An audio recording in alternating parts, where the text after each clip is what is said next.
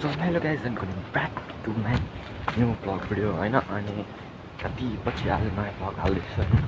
अनि सो आज चाहिँ यता नगरतिर आउँदै थिएँ अनि एक ठाउँको बन्द रहेछ अनि हाइकिङ हान्दै जङ्गलबाट चिन्दैछु।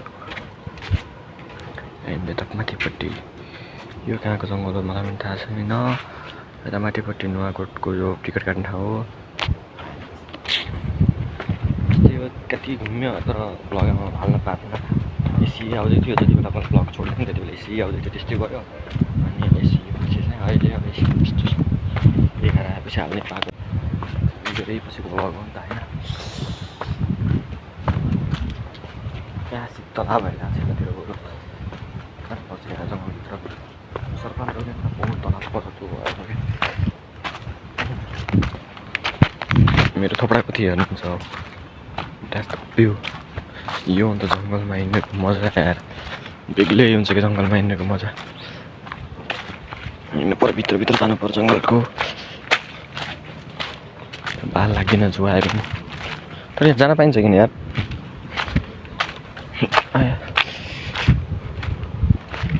साथीमा सँगै एक्लै रङ्गी सङ्गी भन्छ नि त।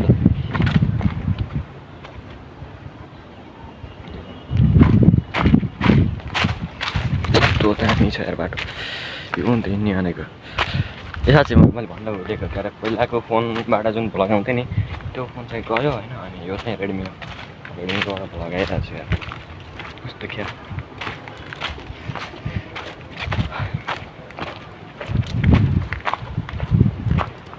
के भनौँ यार सब्सक्राइबर घटी खानु सब्सक्राइबर तोड्नु पऱ्यो। अनि धेरै पछि ब्लगर के हुन्छ भनौँ न।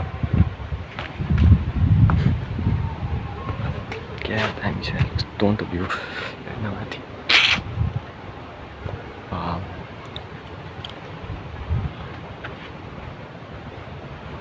That's our life.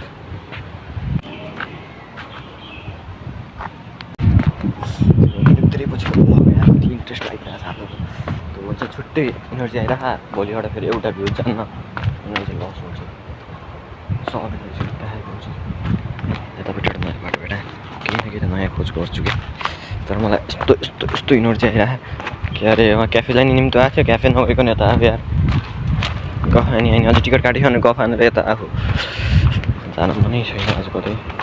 ए धन्नै लडेको के छ बेट त्यहाँ त्यो भुतुर राख्ने ठाउँ त होइन त्यो के हो मेरो क्यामेरा बहुत हल्ले आज अलिक बढी होला है क्या। क्यामेरा चुक्न लास्ट गाह्रो भयो त्यो भएर पनि हो जस्तो डर लाग्यो एक्लै जङ्गलमा हेर्न।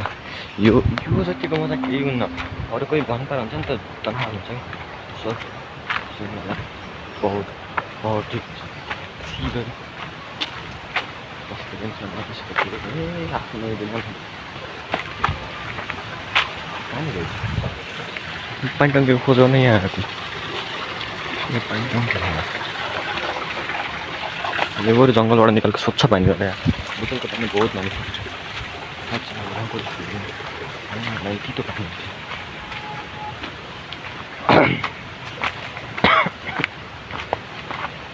चटपट खाएको भएर यस्तो दामी भएको थियो नि।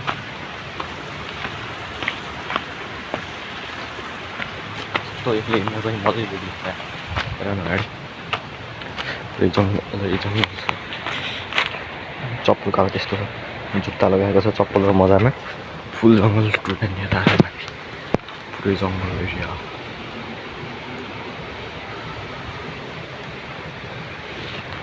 एक्लै हो क्या।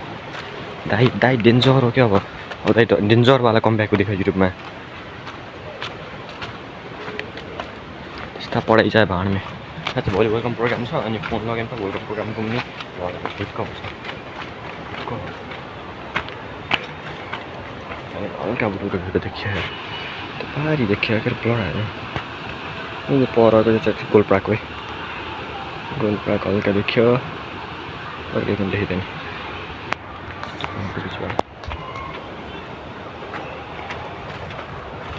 मान्छे त देखियो नि बहुत खाइस बाटो कसरी हेर्न दामी यो यार भ्यू भनेको साइकोवाला हेर्नु त्यहाँ चाहिँ बडा काम क्या दामी छिडिरहेको द्याट्स द लाइफ सिलौट आउनु पनि खालको बस यस्तो ठाउँमा आएर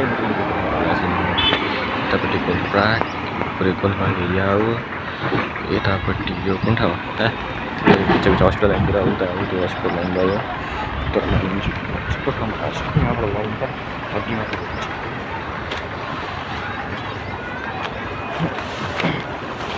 यहाँबाट तल हेर्दा अहिले कस्तो कहाँ बिराको कि यहाँ तल हेर एकचोटि यस्तो गिलो छ माटो यहाँ र माटोबाट यहाँ खसेर सिधै मोटर बाटो तल कन्टिन्यू आएको जान थाल्यो केटा यही हो बुटोल केही छैन केटा यति हो बुटोल कुरो कुरो गर्नै पर्दैन ठिक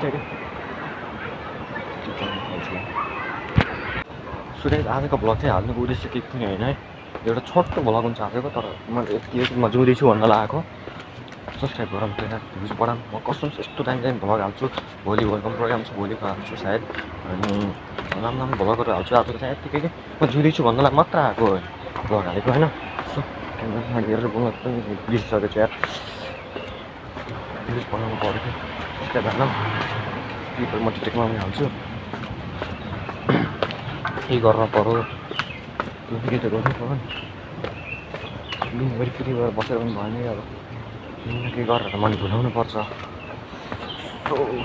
सिधा पहिला आउँदा त बहुत नराम्रो भयो त्यहाँदेखि कति हेर्नु सक्दैन पुरानो एउटा भ्लग छ भाग्ने तरिका पनि त्यो गरेर म आफै खुसी हुन्छु क्या आफूलाई देखेर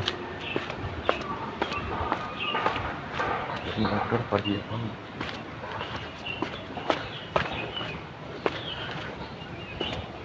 सब्सक्राइब गर्नु होइन होइन र यो चाहिँ यस्तो बाचाले ल्याएर के गर्न सक्यो र घाम चाहिँ यस्तो चर्किरहेको छ त्यही भएर पसिना कालो भएको छ कालो मान्छे भएको मान्छेको झन् डुल्न थाल्यो अनि के कालो भएको